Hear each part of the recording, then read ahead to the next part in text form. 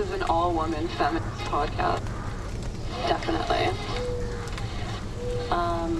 Yeah, I was in Texas. I was in Austin for South by Southwest promoting a movie I made with also a refugee, Eugene Kolarenko. When I was approached by an InfoWars reporter who I didn't realize was an InfoWars reporter initially, who asked me if I supported Bernie Sanders, and so I very enthusiastically said yes. And then when she asked me why, I said because he's a socialist, smiling. And then she asked me what was so great about socialism, and I don't really have an answer to that. If you guys don't know, we're still on the fence about socialism in this room. I'm pro, but I'm not well informed. Yeah. I'm like a Bernie bro, but I don't really have all the facts. Yeah. You're here to get informed. I'm here to learn. Yeah. We're all here to We're on this journey together. Another thing that you should know about Dasha is that she recently moved from LA to New York. Very recently, yeah. In the last 3 weeks. Huge mistake. Mm-hmm. Fucking sucks here. Yeah. I don't know why anyone would live here. I guess to start a podcast. Yeah, basically. I mean, we live in basically third world conditions without access to healthcare and with a crumbling infrastructure. The trains, yeah. We've all been fucked by the MTA. No one really told me how shitty it was. Yeah. I've seen people complaining, but the real, reality of, it snowed again in March. I'm not... Inclement weather is a real rich man's game, first of all. And so I just feel, unprepared and sad. Mm-hmm. So, on a level of 1 to 10, how much do you regret your decision of moving to New York? I mean, I hated LA, too. Yeah. Is the real truth. It's just a grass is greener kind of situation. So, a 5. Yeah. I'd, regret not moving here 5, probably, too. Everything sucks. Yeah. Except Israel. Yeah, we love Israel. We're Zionists on this podcast. Recent converts to Zionism. There's a lot of conversion going on in the podcast. Dasha. I am converting to Judaism, yeah. This is true. Dasha's converting to Judaism. I'm a fake Jew, so we have a lot in common. How are you a fake Jew? I mean, I'm a marginal Jew. They don't want you. They don't want me. They won't take me because it's through my maternal line, but through her paternal line.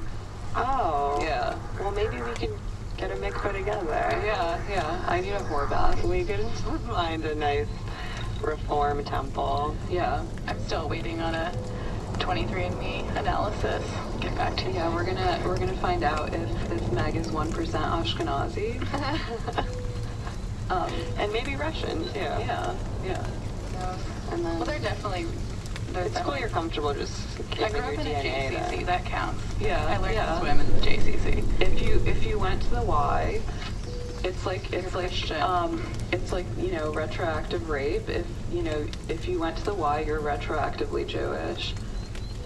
What is retroactive rape? It's like the Me Too thing. Oh, where you regret. Yeah, if you regret retroactively, Then they rape somebody. you. Yeah. The YMCA. I do think people are smarter in New York. Your Yeah. chances of having a good conversation are better.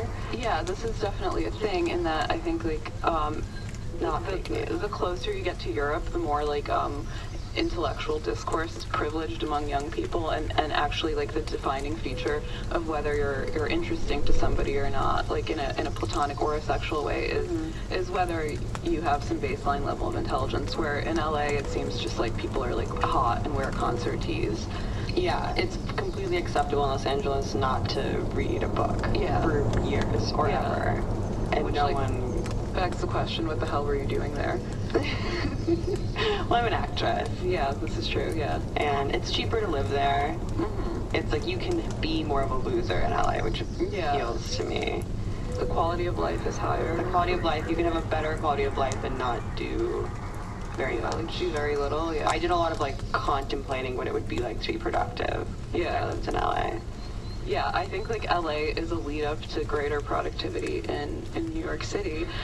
But it's true that in New York, at least there is on the surface, like at least in like kind of the art adjacent communities, a basic premium on like having read the latest article or Right. by the latest male media theorist or whatever.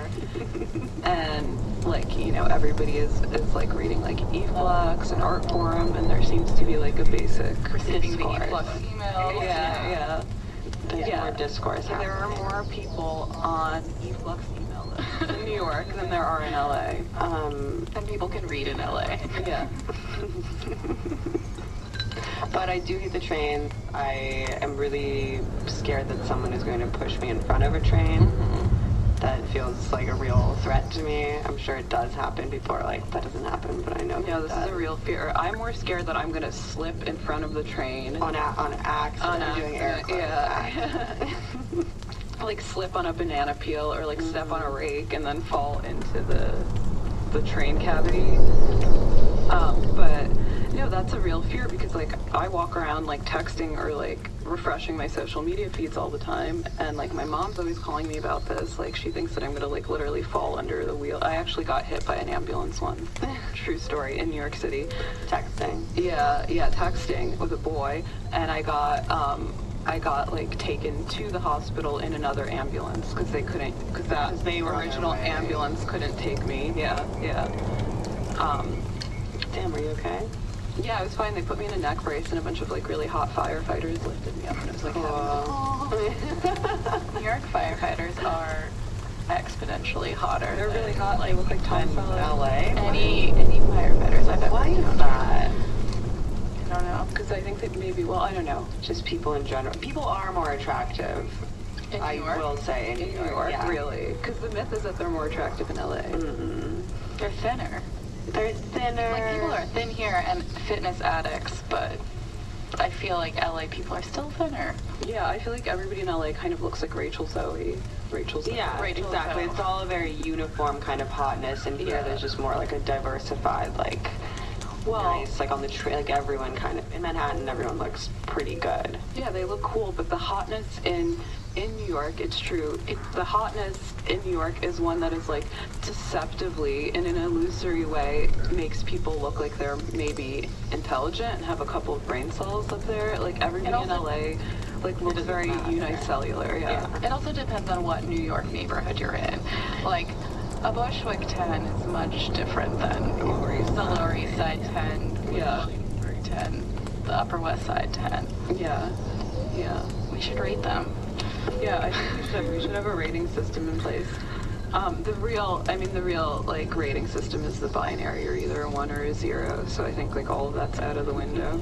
Wow. Yeah, that's the, And we're definitely one. Yeah, I think so. Yeah, We're hot. yeah, I'm gonna objectively say that, but definitely there's like a sliding scale of hotness, and it's like it's not a linear thing. There's like different types of hotness. There's like the Bethany Frankel, like Upper West Side, whatever East Side hotness, and then there's like the like Bushwick it girl kind of hotness. Yeah, they're all valid. Yeah.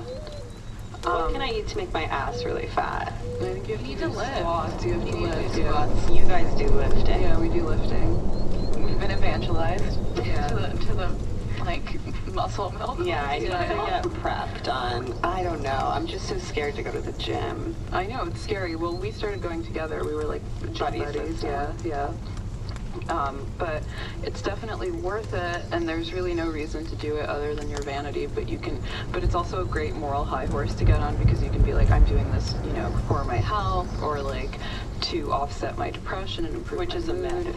Yeah, it's a myth. I don't but- think exercising is really matters if you're truly depressed. No, it doesn't. But it makes you feel like you have like a little bit of structure and whatever. You don't feel as bloated. Yeah. Which is depressing. I've been going to yoga, which I didn't even do in LA, but started going to Sacred Brooklyn. And then I come home and I watch. Namaste, Dasha. Namaste. I like to go to yoga, and then I like to come home and watch yoga porn. Yeah. Okay. And just really get into like a whole yoga kind of state of mind. There's yoga porn. Of course there's yoga porn. I mean, it's more porn than yoga, but the yoga is kind of the theme. Like, It Massage porn. I would see that. I like that as well. Yeah, just like girls in like yoga gear, like fucking. Okay, I think I've seen that. Yeah, they do a thing often where they rip the yoga pants, which like seems the really, tights. which seems impossible. Yeah, it seems impossible to rip through There's a no pair way I of like could chewy rip a- scuba pants. Yeah.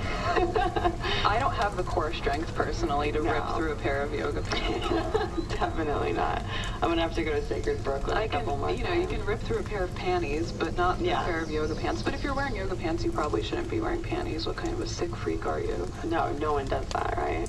I hope You guys don't wear underwear to the gym. I wear my high-waisted granny underwear. Yeah. Oh. No, I'm kidding. No. This is between me and my yoga instructor. I haven't been to yoga in years. Yeah, I haven't either. I fuck with Pilates. That's like better. That's what Yoga's the Israelis do. Pilates? Yeah, like all Probably Pilates. not. There's a lot of anorexics at my yoga studio, which is comforting. Well, What his name is? Well, that's another difference between like LA and New York. In LA, anorexia is like a strictly vanity thing. In New York, it's like, it's because I'm so deep and depressed. And Right, I I'm trying forgot to, like- eat because I was reading the Mark Fisher book. And I'm like curious about nothingness. Yeah. And yeah, what it yeah, means, yeah. like, like diminishing my personhood. Yeah, I just want to whittle away existentially. They like theorize their like Yeah, yeah. thinness. I feel like there's more bulimics in New York. Yeah, probably, because there's more, yeah. Like, I could actually never be anorexic. No. I would well, have to eat. One hopes that after 25, you would never be anorexic. Oh. Well, all right. So, what other differences do you perceive between LA and New York? Astrology, obviously much more popular in LA, but still kind of like, I was bracing myself to really be like, okay, like it's gonna be unacceptable. Don't even like come around with your like astrology magic bullshit. But no, people still like it here. Well, That's a similarity. yeah, I think the difference though is that again they like will write think pieces about it here about like Susan Miller and whatever, but like in LA they just like kind of take it, It's just, straightforwardly for that's what it the is, only yeah. thing to talk about in LA. But it just goes to show also like what a cesspool America is in general, because the LA quality of life is in some sense like purely circumstantial because it's warmer there and there's like wide open expanses and you can go to the beach year round or whatever. Yeah. And like mince around in a leather jacket. And here everything is complicated by It's so hard to live here. yeah, it is. It's like I'm really having a really hard time. transitioning. Dasha's transitioning. I'm transitioning to a New Yorker, Los Angelino to New Yorker. and it sucks. Yeah, no, it's terrible. So, Yeah, Cynthia Nixon is gonna fix Yeah. the trains. yeah.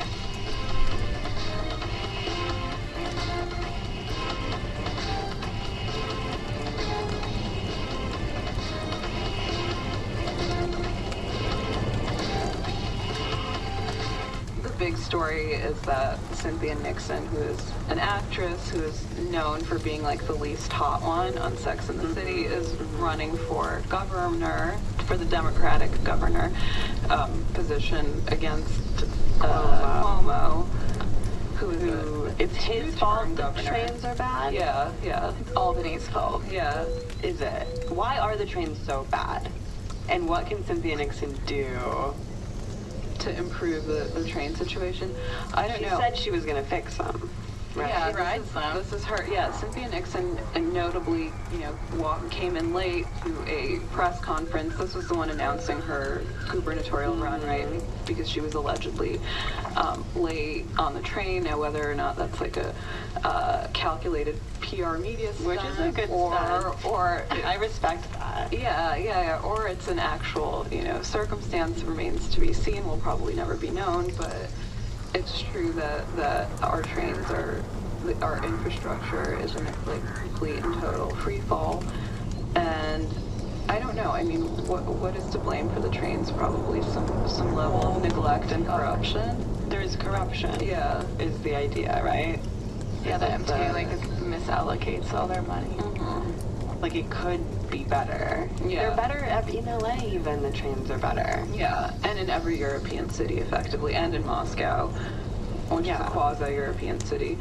New York basically has assisted suicide thanks to the MTA. Yeah, yeah.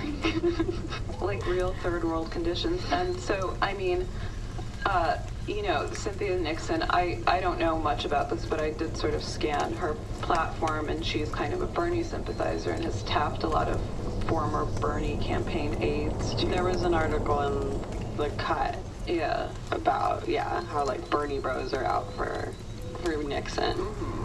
They're here for her. And of course, her bid is being overshadowed by her unfortunate resemblance of her last name to one of our most unfortunate presidents. And also Christine Quinn, who's the what is she? She's like the vice chair of like the Democratic Committee, the former. I have this in my notes somewhere. Yeah, I also, when I was trying to prepare for the podcast, was like, I should make a note of what that woman does, and then I just didn't. She is. I have this written down because I came prepared. She is the former New York City Council Speaker and current vice chair of the State Democratic Committee. I like forgot it as soon as you said it. And we're differently labeled on the podcast. But she's, you know, she called Cynthia Nixon an unqualified lesbian, which I, as a equally unqualified lesbian, object to. Presumably this is like in contrast to Quinn herself, who is a highly qualified, credentialed political lesbian of the New York fundraising sphere or whatever. And she took it back. She regretted it, instantly. But still the unqualified stands, which I don't feel like, again, I'm not that well informed, but I feel like the government runs itself. Basically, I feel like that's what Trump is sort of like. He's extremely unqualified and everything seems to be mostly fine, you know, or the same. And so I'll probably vote for her. Like, given, I mean, this seems like a fairly small stakes thing. This isn't like Trump versus Hillary. No. So, or a smaller stakes thing at any rate. But that's a good question. Like, what do you guys make of like the idea that like the main criticism against Cynthia Nixon right now is that she's a celebrity and she's sort of like even, you know, in spite of her obvious disagreements with Trump, is sort of piggybacking on the celeb wave and is unqualified and doesn't have the experience to run for governor. I mean, our president. I think I just think there's no way it's that hard. Yeah. Like, I don't think you need a wealth of experience to govern. Yeah. I think I think a person could figure it out and not really do. And she seems fine. Yeah, she has like fully capable mental ability. Yeah. As an actress, I also 20 years from now, she can probably, Las Vegas mayor. you know, act. Comes back home. I mean, actors have very, like, developed capacities for, like, empathy and stuff, you know? And she's a pretty good actress. I enjoyed her on Sex and the City. That's, like, enough for me. Yeah, well, that's what a lot of people, like, were saying, like, a lot of her haters were saying on Twitter, that she was, like, they were taking kind of plot twists from her character as Miranda and saying, like, well, she's unqualified to run because as Miranda, she did this and this and this, which is, like, seems, like, highly absurdist. I mean, honestly, I'd never want any of the other Sex and the City women to run the office. Like, Miranda's definitely... Samantha could probably... Samantha's maybe she could be the voice of this soul sex work debacle. The legislation we've got going right now. No, I mean the issue, like the Christine Quinn, the issue with that, right, is that like Christine Quinn is a longtime opponent of Bill de Blasio, and you know there's all this internecine warfare in the Democratic Party itself, and like you know. Crooked Hillary went on record and endorsed Mario Cuomo, of course.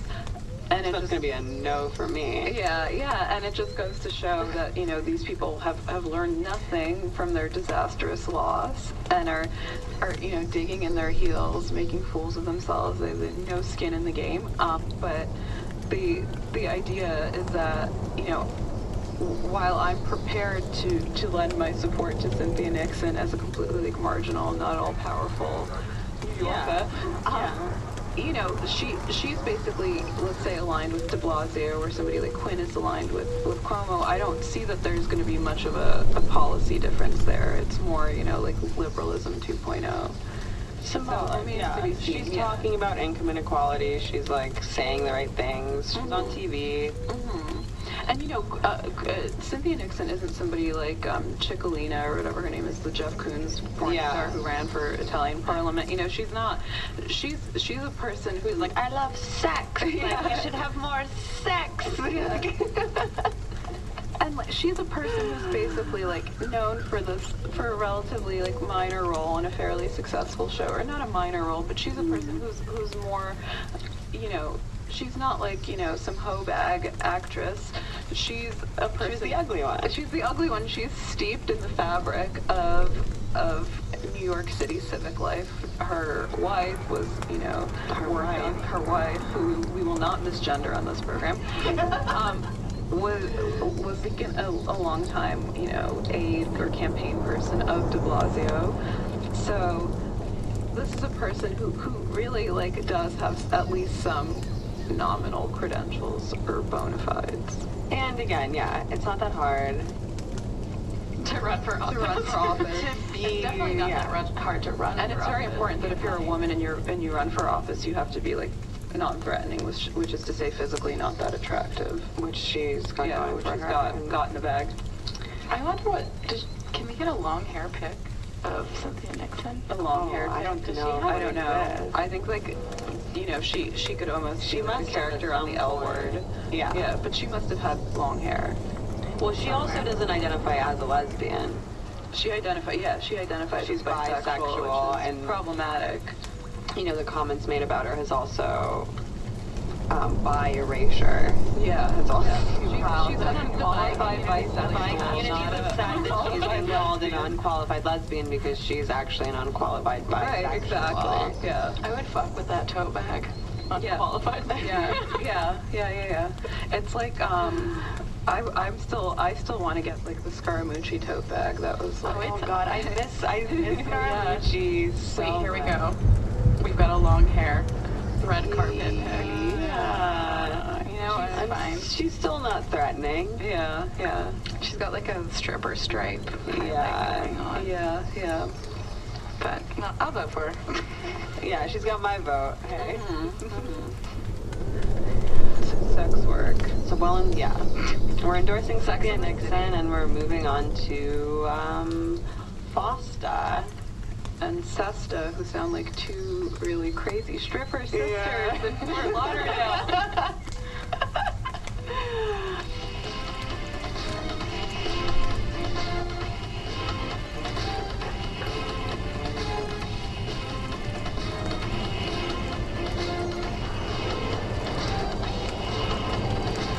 Am invested in the sex worker community, as in I follow a lot of escorts on Twitter and read like sex worker Reddits. Some of my favorite ones, like the subreddit hookers, are now taken down, as is Craigslist Personals, because of some legislation. SESTA, which stands for Stop Enabling Sex Traffickers Act, and FOSTA, which stands for something I don't remember, but they basically make it a felony. Online sex trafficking. Online sex trafficking. It makes it a felony to like advertise sexual services online, which is why Craigslist Personals is down, which is why There's no back page. Yeah, there's no back page. All that shit is like, taken down, which is, unconstitutional, obviously, but also puts hookers in a really bad position and completely conflates sex trafficking with, this is my, understanding of it, is that it, actually does nothing except for, it's effectively the beginning of, a war on sex work, people are saying. Yeah, what I got from it is that it sort of collapses the categories of sex victims of sex trafficking, and then consensual sex workers who are individual free agents advertising their services on these platforms. And I guess the idea is that it it's an amendment to, you know, a 20-year-old act, the Communications Decency Act, which states that websites and online platforms are not liable for the actions of third-party posts Right. on their site. And I guess the idea is that on the surface of things, it seems like positive legislation because it effectively starts to hold liable these massive digital platforms that govern a lot of our kind of private interactions online. But it also, because a lot of it, like from what I got, And it passed like 97 to 3, or it passed like yeah. So with almost overwhelming, uniform, yeah. And anytime I hear the word bipartisan consensus, like a red flag, like an alarm bell goes off. Because that means something. That means it's truly evil. And the state of Denmark. Yeah, and I mean the idea is that like a lot of these like smaller players like Backpage and Craigslist Personals that don't have like recourse like massive AIs and technology and are really like a throwback to like the olden days of websites are shuttering wholesale because they can't afford to risk They're not legal gonna have a liability. lawsuit, yeah. What does it do to like a seeking arrangement website or I was trying to look into that, and I think Seeking Arrangements is still up. They have probably a much more like shrewd legal team because they are already like facilitating prostitution like completely. But the bill doesn't go into effect until January 1st. I'm sure it's going to be like struck down by I think the ACLU is probably already on it and everything. But a lot of celebrities, Amy Schumer and Seth Meyers, etc., did like PSAs for it. Lena Dunham has come out against this Celebrities sort of love legislation to run their mouth about sex trafficking. They do, yeah. Which is ironic because they are whores. They're the biggest whores. They're actually the biggest whores. Except they don't actually run any of the personal risks or liabilities of being a whore because they're like ensconced in the Hollywood They just model. have to. I think someone needs to sex traffic Lena Dunham. Yeah. I think a lot of people would pay not to have Lena Dunham sex trafficked, which is different. Keep her out of Yeah. This podcast is getting shut down before it even goes live on iTunes. But I think like the bigger issue is that like it makes it harder for sex workers to kind of create ad hoc communities in like the absence of unions or regulation, and it really pushes them back into like the old analog model of black market for sex work. Yeah, which is Dangerous and shitty for everyone. like women will get hurt and probably die because of SESTA, and that's obviously. Yeah, and I think there's like a bigger discourse that like that, you know, of course the Trumps are all too happy to get behind, that like this idea of a sex trafficking epidemic, which like you can't call it an epidemic because there's no one source and there's no one, you know, this is like a four-dimensional chessboard of different players from different countries. It's not, you know, kind of a, what do you call it, like it's not like a uniform thing. And so you're gonna have to edit. Sex work is it's complicated and unfortunate because a lot of like very vocal, visible voices are people who engage in like a very like sex adjacent work. Right. That is, and who aren't really impacted by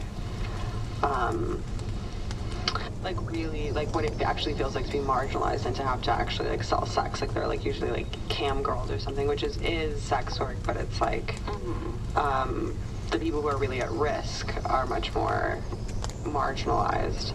Yeah, there are people who are basically transacting, like, and that is a kind of sex trafficking, even if you're not like necessarily kidnapped and shackled. Like, not trafficking, I guess, but it's like that sex. I mean, I think that sex work should be legal, obviously. At least decriminalized. Yeah, 100%, like for sure. And I've engaged in like sex adjacent labor, and like being an actress very much is a kind of sex adjacent labor. Yeah. Most creative jobs. Yeah. Entail Artists, like a very like blurry. actresses. Yeah. There is also a scary thing that I read that the new legislation basically makes it possible, because the wording is so vague, so that like a whole gamut of things can be classified as sex work now, and it also makes it possible to prosecute, to retroactively prosecute like websites for hosting and posting kind of third party. Yeah. What do you do with like an app like Grindr? Yeah. Well, in these right. like, under these situations, right? Because there's no like, and even Tinder. Like I know Tinder, a lot of girls who use Tinder. They just set their age preference to older, and then like find clients that way. Yeah, and there's a lot of like workarounds now. I mean, that's the scary thing. There are a lot of workarounds now that people use to basically transact sexual labor on the internet and on digital apps, but with an act like this where the wording is so vague and it's such a bloated field of what can be accepted as like sex work, it makes things a lot more kind of dicey for individuals, and there's probably going to be a lot of people in the crosshairs who are like not traditional sex workers and are just like gigging effectively. Right. And that, I mean, that's the other thing that like freaks me out about the whole discourse, is that there's this idea, I think sex work right now, especially in kind of like this whole like literate New York art adjacent sphere, is very fetishized. Right. Yeah. Like this whole like confessional lit thing. The glamour, kind of the myth of sex work, because it is so similar to things that we do as like writers or actresses or whatever, with this additional seedy sexual component. But the actual labor of sex work, which is actually tedious and boring, and part of it is bureaucratic and depressing, that of course is like pushed under the rug. And that becomes also something you're not allowed to talk about. Yeah. That, because it feels like stigma. Yeah, and now to say that actually no, it sucks. Like, yeah. Well, in LA, I worked a job I got off of Craigslist. Actually, I worked as like a karaoke hostess in Koreatown, which is effectively kind of like, I would consider it like sex adjacent. Like I did sort of like an American geisha style practice with Korean businessmen who would do like, I would get paid to do like karaoke, and talk to them about their like salaryman style jobs. And that was like softly traumatic and boring and all of that stuff. But I think that we've all worked restaurant industry jobs. We've all been hostesses. Yeah. It's the worst job. Being a hostess is like being a whore. That and the dishwasher. I'm a hostess at a restaurant, job. and I'm basically a whore minus the sexual angle. You could be. I could be. Excuse me, sir. Can you spare some sexual favors? But yeah, I mean, and this whole conversation just goes to show how kind of chaotic and unwieldy the whole kind of internet realm is, the digital realm, and I, on one hand, I applaud basically any measure that would regulate the kind of digital platforms like Google and Facebook, because I happen to think that they're a far bigger danger to our existence than somebody like a renegade or a reactionary like Trump or whatever, right? Who is still on some level like a throwback to like an old binaristic system of political understanding.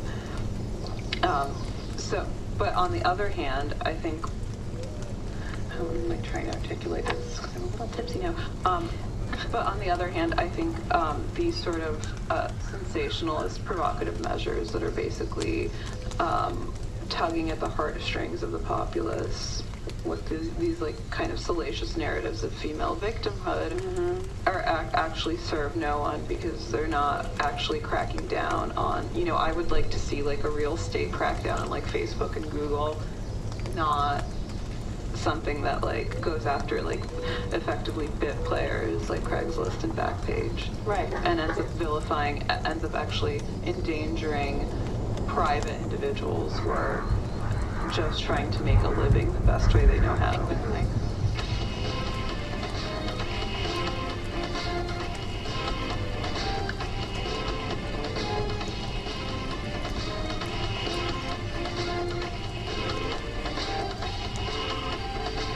wars. Often they're Russian.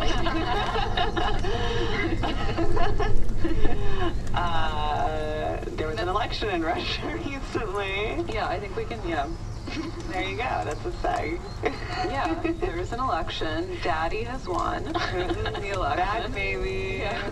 4 more years. I don't know how long a presidential term is. Putin is back for his like 135th term As president forever, he won with 77%. Okay. I'm like very impressed that they gave the opposition 33%. That's a large chunk, like for in their like dog and pony show. Yeah. Well, I think a lot of people did vote. Like, there also, I don't think there was very viable opposition. Yeah. Truly. You There don't wasn't think like there was, yeah. No, because if there had been a popular candidate, he would have just been poisoned.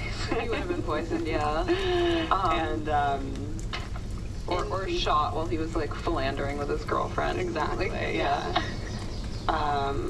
In Belarus as well, where I am from, Lukashenko's been in power since '94, and he keeps getting reelected, and like part of it obviously is like corruption and inflation, but also so many people do actually support him. Like, he probably would win anyway, even without. Yeah, and I have to say, like, sometimes I question whether it's even worthwhile to expend all these resources in cooking the books of electoral politics, because, you know, somebody like Putin or Lukashenko would in all likelihood win. And I think people are just like used to it, you know.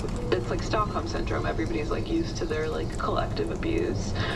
Well, yeah, and Russia and Belarus especially is so like war torn and traumatized that they like any semblance of like stability basically is attractive to them. Like, they're not really trying to rock the boat at all. And part of me, you know, as much as I've been reared on kind of the myth of liberal democracy, like American style, part of me almost sympathizes with like the Putin autocrat model, because I think like, well, you know, it's no different than in America, but at least they're not putting on airs. There's no pretense. Like, this guy is, you know, the incumbent, the dictator, or whatever, and he's here to stay, and he's not even going to pretend that any sort of semblance of democracy exists. Where in America, there's this like delicate dance that we have like a two-party system, and then we reach bipartisan consensus. It's like, wow, like so incredible to talk about our freedom. That yeah. But you can really, like hang your hat on a autocracy.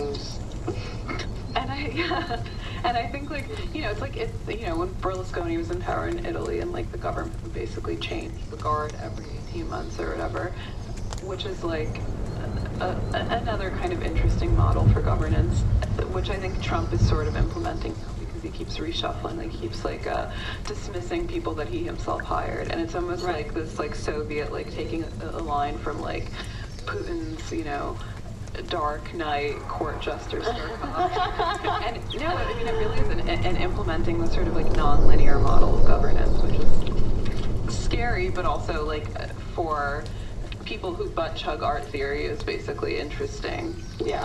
But so now that Putin's in power, we really can't say anything that impressive, because really nothing is going to change. I mean, Masha Gessen's going to keep on pumping out byline, so good for her. Good for her, beloved. Yeah. Mind reading for podcast, Definitely. and host. But in light of the Putin election, we can talk about the recent indictment of 13 quote Russian figures, 3 Russian entities, companies, in basically an election tampering in U.S. politics. Ladies. Yeah, I mean, the Russian collusion scam. Yeah, it's a liberal myth. We all know this. It's a liberal myth.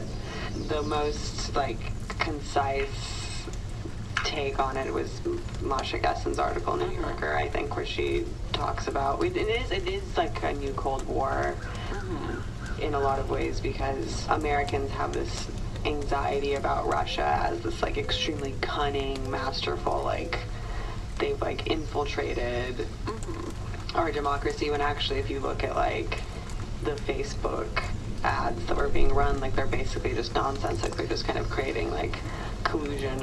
I mean, they're basically just creating confusion, all old, like, HB tactics, which is, to me, interesting and, like, fun. But I don't think actually, like, really weighted the election in any meaningful way. Yeah. And it's just a way of people, like, assuaging their fears of America becoming increasingly destabilized by, like, saying that there are these, like, sinister Russian forces. And I think it's convenient that basically the special counsel, Robert Mueller, reached this, or announced that basically the Trump administration was in no way implicated in the collusion, but that the collusion effectively did exist, though it didn't carry over in any meaningful way into Trump's own dealings or the way that the election. That there just was Russian interest in electing Trump, but then Which they weren't actually, to elect him. Yeah, or they were, but unbeknownst to him. Right. And I think that like, it's probably convenient because it like plays into everybody's fears, but also like exculpates the administration. And I was reading some materials this morning because I'm a highly prepared researcher, and so according to Trump's Deputy Attorney General Rob Rosenstein, the people and entities that were charged in this, quote, intended to promote discord in the United States and undermine public confidence in democracy. And I was like sitting there thinking like, wait until these guys learn about Facebook and Google's business plan. Like, what? This is like what people, this is what public confidence in democracy. Yeah. And here's Rob Goldman, who's the VP of ads for Facebook. He said this on Twitter. In over 140 characters, I think he used Twitter character limit. The main goal of the Russian propaganda and misinformation effort is to divide America by using our institutions like free speech and social media against us. It has stoked fear and hatred amongst Americans. It is working incredibly well. We are quite divided as a nation. I've said this before. I think that if your ideological convictions are indiscernible from like the shit posts of Russian troll farms, then you basically deserve to have your election. And you don't deserve democracy. Like, if you're really just willing to believe whatever like horrible, like retarded shit like comes across your feed, then like, oh, it doesn't matter. Like, it clearly doesn't matter anyway. Yeah, and I thought it was very telling that he effectively, unintentionally kind of distinguished between, quote, free speech and social media, that those are actually different things, right? And there's there are allegations that these people, basically operatives posing as Americans, which sounds hilarious. I think we're like operatives. I feel like a Russian troll. Like, I feel like I'm also like the thing, like my convictions themselves are like very like scrambled and like not. I may as well be a bot. Chaotic. All over the place. Just want to see this world burn, But there's this idea that these operatives who are like posing as Americans, which sounds like Stasi operatives in the days of the GDR with like a tacked on mustache and like aviator sunglasses, that these people like that they staged rallies to promote candidates like Bernie Sanders and stoke interest in third-party candidates like Jill Stein, which doesn't sound that bad to me at all. Like it sounds like the Russian bots and trolls are doing like a better job of promoting American democracy than Americans themselves. Right, yeah. So, I don't know. I mean, it seems like a really kind of like bizarre kind of revival, Cold War-ism, to place so much kind of animus, so much anxiety on this idea of Russia, which is like a humiliated country that has its own problems. As is America. Yeah. And that was also one of the features of the Cold War, was that like everyone had this idea, everyone was trying to like build this myth of, both countries are trying to build this myth of themselves as like much more competent. And like the arms race was much more this like symbolic display that like didn't actually both like Russia was like crumbling and like trying to pretend like they like had the upper hand. Yeah, like they had like a disgraced space program. Yeah. Dogs die. But thank God, because we're more relevant than ever. Russia, yeah. I mean, I will say that the Russian collusion scandal has been great for my sex life. Also, It's really put yeah. us women on the map. I couldn't be happier. Everybody wants a Russian now. I mean, we were already in high demand because I think men had like this basic like myth understanding of us as like, you know, like back page hookers and mail order brides. But now we can be women who have like a PhD in linguistics and also turn tricks on the side, which is like, universally flattering. Even what Masha Guest is doing on the side. Being a husband. I mean, didn't Trump even say that Russians make the best whores because they don't have any morals? I think he may have said that. It was like secondhand. It was like someone went on Stern and something. Yeah, but his side pieces are like Stormy Daniels. Who's Stormy Daniels? I thought that was Kylie Jenner's baby. No, I really did. Her baby is also named Stormy. I think it's Stormy with a Y. Stormy with a Y. Stormy with an I is Trump's. No, Stormy with an I is Kylie. Kylie. And Stormy with a Y is Trump's porn star affair. Blows my mind. I think Kim is a legit good person. Yeah. Yeah. I don't know how I feel. I mean, I think Kim's like a dumb enough person that she's like, you know. Has a goodness like a dog. Yeah. I don't think that she's like, I mean, I think she's like conniving as an Armenian, I will say. I think she's conniving in a mercantile way like we all are, but I don't think that negates her. I don't think that negates her good personness. Yeah, I think she's probably a pretty good mother. And like is invested in like a family in a I think it's very sweet. fundamentally good way. Wait, well, isn't the tea right now that there's turmoil between her and Kanye because she's taking too many selfies? Oh, And she should be taking care of her children. I mean, as Dasha said recently on Twitter, I can't wait to have a baby so I can take selfies with it. Yeah. Why else would you have a baby? I can't wait for like the mirror shot holding the baby. Are you gonna carry the baby yourself? Why? Because it's too heavy? No, I mean, you gonna get a surrogate? As an actress? No. I will carry my own baby. I think it's actually very important for actresses to have children. Why?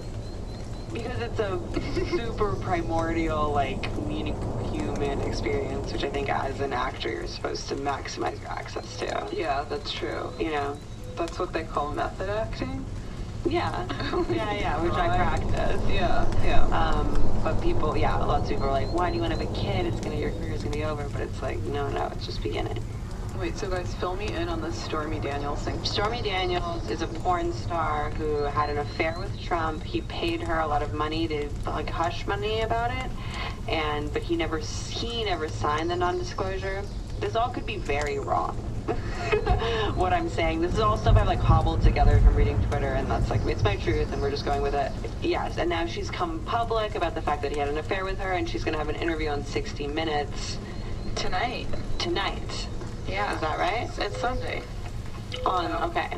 So we can all watch that and let's all discuss watch it that next time. But the whole But like he's been very non-disclosure- suspiciously quiet about it, as he is about Putin. Like, he doesn't like to talk about Russia collusion, and he hasn't liked to talk about Stormy Daniels. But nothing, unless he used like campaign finances as hush money, there's basically like no reason to even bring it up. Well, no, it's her lawyer that. So there's two whores, right? There's two whores. Yeah, one of them, the lawyer opened up like an LCC in Delaware to pay out the hush money. Okay. I heard this on another podcast. Okay, good. Maggie's the only one who listens to podcasts. Anna and I are the only informed person on this podcast. The only podcast I listen to is Come Town.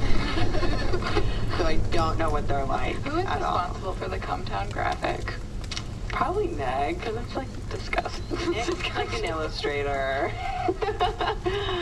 And I think it's his doing.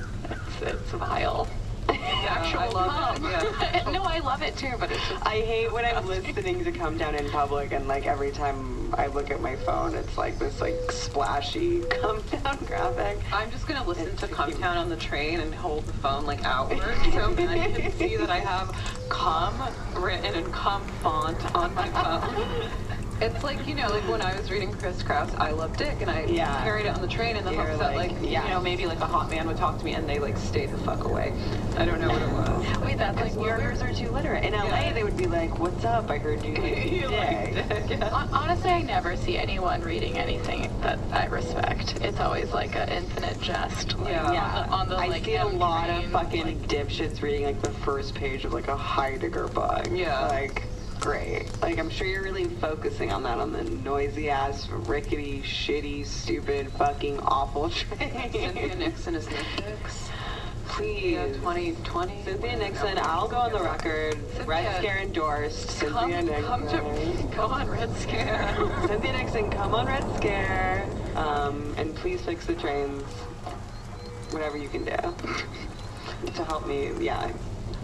Thank you for listening to the inaugural episode of Red Scare. We will see you in hell.